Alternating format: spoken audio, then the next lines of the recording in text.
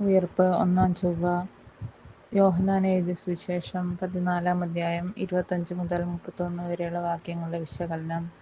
ആശ്വാസകനായ പരിശുദ്ധാത്മാവ്. ജീവിച്ചിരിക്കുമ്പോൾ ആശ്വാസകനെ അയക്കുമെന്ന് പറഞ്ഞ കാര്യം ഉയിർത്തതിനു ശേഷം വീണ്ടും യേശു ഓർമ്മിപ്പിക്കുകയാണ്. ഞാൻ പോകുന്നതെന്നും വീണ്ടും നിങ്ങളുടെ അടുത്തേക്ക് വരുമെന്നും ഞാൻ പറഞ്ഞിരിക്കുന്നു. യേശുവിൻ്റെ ശാരീരിക സാന്നിധ്യത്തിൽ ആത്മാവിനായുള്ള സത്യമായ സാന്നിധ്യമാണ് പരിശുദ്ധാത്മാവ്. ശരീരത്തോടു കൂടിയായിരിക്കുമ്പോഴുള്ള തടസ്സങ്ങളൊന്നും ഇനി അവനെ ബാധിക്കുകയില്ല. അതിനാൽ യേശുവിൻ്റെ പ്രവർത്തനങ്ങളുടെ ശക്തിമത്തായ ഒരു തുടർച്ചയാണ് പരിശുദ്ധാത്മാവ്. ജീവിച്ചിരിക്കുമ്പോൾ അവൻ പഠിപ്പിച്ച കാര്യങ്ങൾ ശക്തിയോടെ അനുസ്മരിപ്പിക്കുക, ഗ്രഹിക്കാൻ പ്രാപ്തമാക്കുക എന്നതാണ് പരിശുദ്ധാത്മാവിൻ്റെ ദൗത്യം.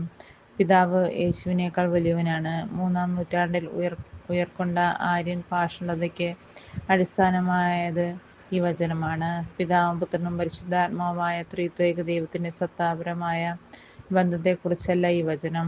ദൈവികതയിൽ ഇവർ തുല്യമാണ്. എന്നാൽ മനുഷ്യപ്രകൃതിയിലായിരുന്നപ്പോൾ പിതാവിൻ്റെ പ്രവൃത്തികൾ തന്നെയാണ് യേശു ചെയ്തുകൊണ്ടിരുന്നത്.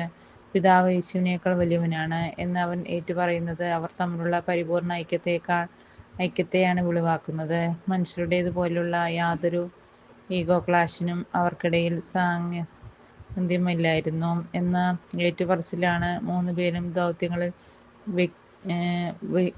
വ്യതിരിക്തമെങ്കിലും ദൈവിക സത്തയിൽ തുല്യരാണ്. അതൊരു ദൈവിക രഹസ്യമാണ്.